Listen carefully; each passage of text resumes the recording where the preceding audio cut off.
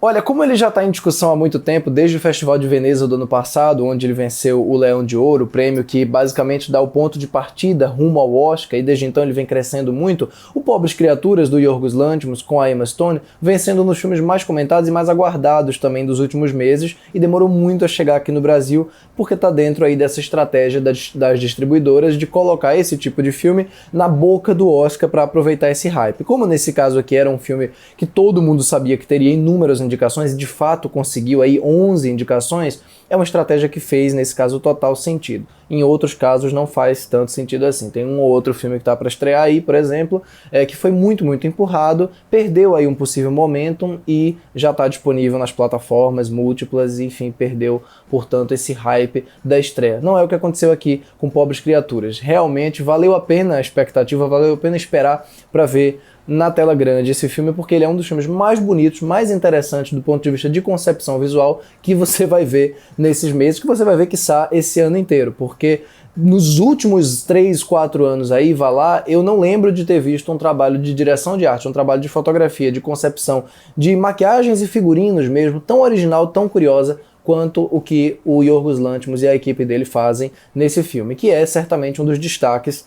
de toda essa produção, que está aí com 11 indicações e vai vencer pelo menos alguns prêmios da Academia. Antes de entrar em mais detalhes sobre o porquê de eu ter gostado demais do Pobres Criaturas, o novo filme do Yorgos Lanthimos, eu vou lembrar você que ainda não fez isso, se inscreva aqui abaixo do canal, se curtiu o vídeo, não se esqueça também de deixar o like também, porque isso ajuda muito o canal a crescer e o YouTube a recomendar o vídeo para outras pessoas, e lógico, não se esqueça também de deixar o sininho das notificações aqui abaixo ativado, porque assim você vai receber notificações quando a gente postar vídeos novos aqui. E se você quiser me acompanhar em outros comentários que eu estou fazendo sempre sobre cinema, você pode me seguir tanto na minha conta do Twitter quanto na minha conta do Letterboxd. Os links estão aparecendo aqui embaixo na descrição do vídeo e os arrobas também aí na tela.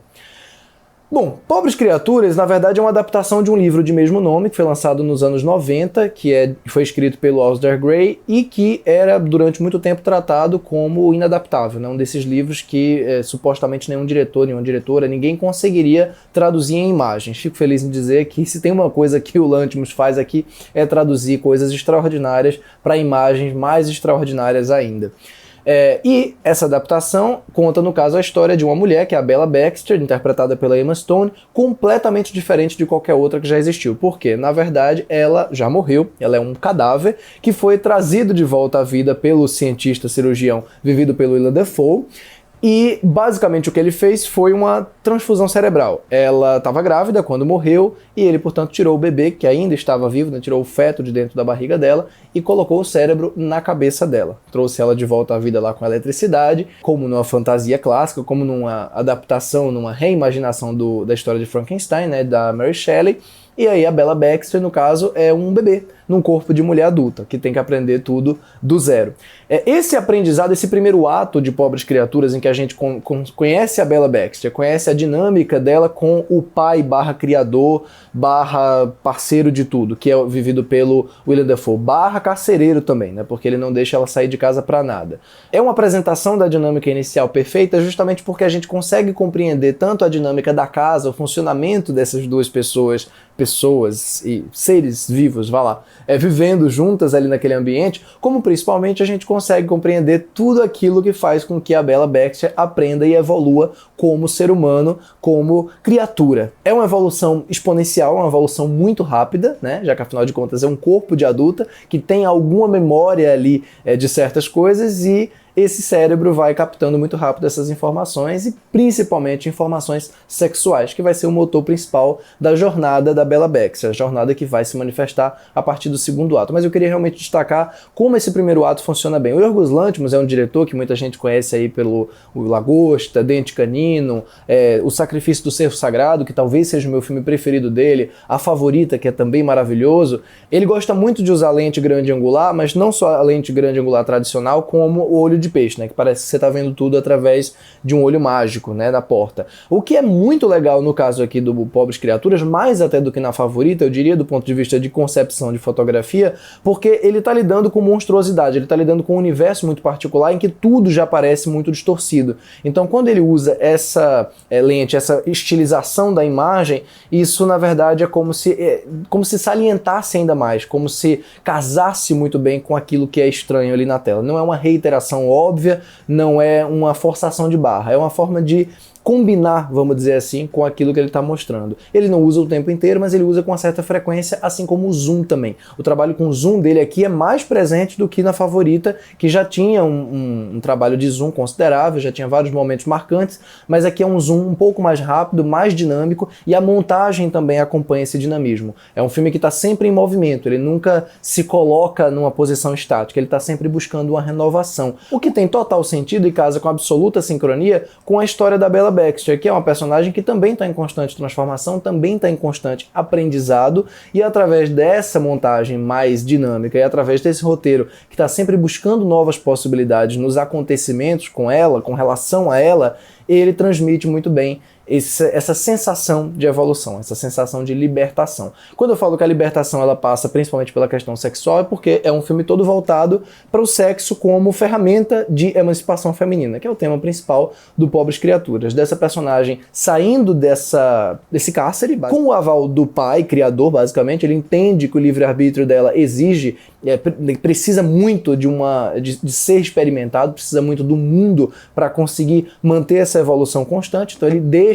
também ela sair, né, ela ir embora e fugir com o personagem do Mark Ruffalo, que é um libertino, que é um personagem absolutamente cafajeste, que quer se aproveitar dela, mas que gradativamente se apaixona por ela também, se apaixona de um jeito, né, completamente atravessado, mas vai lá, se apaixona. A partir do momento em que ela entra nessa jornada no segundo ato, aí é que a gente vai realmente ter esse dinamismo ainda maior da imagem, a gente vai ter esse dinamismo ainda maior dos conceitos visuais que Yorgos Lanthimos vai apresentar pra gente. A trilha sonora, aliás, é perfeita porque ela acompanha absolutamente todos esses momentos, esses compassos e descompassos das sensações dos personagens. Então tem, por exemplo, várias cenas de sexo em que a trilha tá ali nas alturas, acompanhando aquele ritmo sexual, e em outros, lá no finalzinho, do final do segundo ato pro começo do terceiro, vai ter, sem spoiler nenhum, tá? Uma cena de sexo em que um certo personagem tá tendo dificuldade, por assim dizer, e a trilha sonora vai saindo de tons mais altos para tons mais baixos, de uma maneira muito cômica, nada sutil, mas que é muito interessante de se observar. É uma trilha e uma direção de fotografia e uma montagem, um trabalho quase perfeito aí de sincronia para acompanhar essa evolução da narrativa e essa evolução da Bella Baxter. O que eu gosto muito do filme, além desse trabalho da Emma Stone, que é um trabalho fabuloso, é um trabalho em que ela se coloca sem nenhuma rede de segurança na personagem, se joga completamente nessas cenas de sexo, que são cenas muito explícitas, mas jamais exploratórias, não são cenas que estão ali porque podem estar, são cenas que estão ali para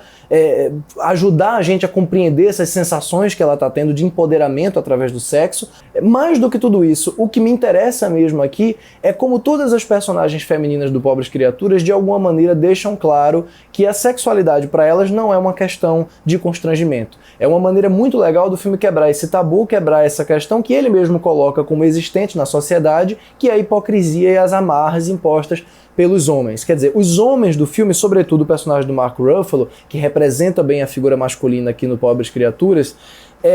eles não gostam de falar sobre sexo em público, portanto eles são conservadores, ainda que na intimidade eles sejam libertinos, eles sejam cafajestes, eles gostem de fazer de tudo e gostem de dizer que fazem de tudo, né? Ainda que eles tenham esse ar de soberba, no fim das contas eles são inseguros e eles impõem essas regras como método de controle. No final das contas são regras não por questões morais, mas por questões de poder. E no momento em que a Bella Baxter compreende isso, ela compreende muito rápido, na maneira até como ela se comunica com as outras mulheres, a gente percebe que todas estão entendendo completamente pelo que ela está passando e também, de certa forma, se sentem à vontade de falar sobre aquilo e de se colocar. Tem uma cena fabulosa, tem uma cena incrível, por exemplo, em que a Bella Baxter conhece uma mulher, uma senhora, e pergunta a ela sobre há quanto tempo ela não faz sexo, né? Há quanto tempo que ela não se toca, não encontra formas de se satisfazer. E a resposta é sensacional. Tudo que envolve esse tipo de contato da Bella, em colocar em texto, em verbalizar questões sexuais, me interessa talvez ainda mais do que as cenas de sexo propriamente ditas, que são sim muito boas, são inventivas, são engraçadas, às vezes bem desconfortáveis, não por serem cenas de sexo, mas porque envolvem coisas que quem viu o filme sabe bem o que é. Mas essa parte textual realmente é muito interessante. Então é uma anarquia do corpo, é uma anarquia do descontrole. Essa anarquia não se manifesta tanto na direção do Yorgos Lanthimos de modo geral, assim, se você for observar, ainda que o filme esteja sempre em movimento, ainda que ele seja muito dinâmico no roteiro e que a direção de arte, a montagem trabalhem bem com esse dinamismo, não é uma direção que se renova tanto à medida que o filme vai passando, tanto que tem um momento ali, mais perto do desfecho, que ele passa uma sensação de que está se repetindo. Eu não acho que seja um grave problema do filme, mas é uma coisa que aconteceu um pouco também no final do A Favorita, como se fosse uma leve perda de ritmo lá num determinado momento do segundo para o terceiro ato. Não é uma perda de ritmo no sentido do filme ficar arrastado, jamais, porque ele é sempre interessante e a interpretação da Emma Stone é sempre magnética. Mas, sobretudo aqui nesse filme, sem entregar nada, eu queria dizer que eu acho que lá nas cenas finais o filme acaba alongando uma coisa que talvez pudesse ter sido omitida ou resumida, e tem coisas ali na resolução que me soam um pouco apressadas. É como se o pessoal realmente quisesse resolver algo que foi colocado ali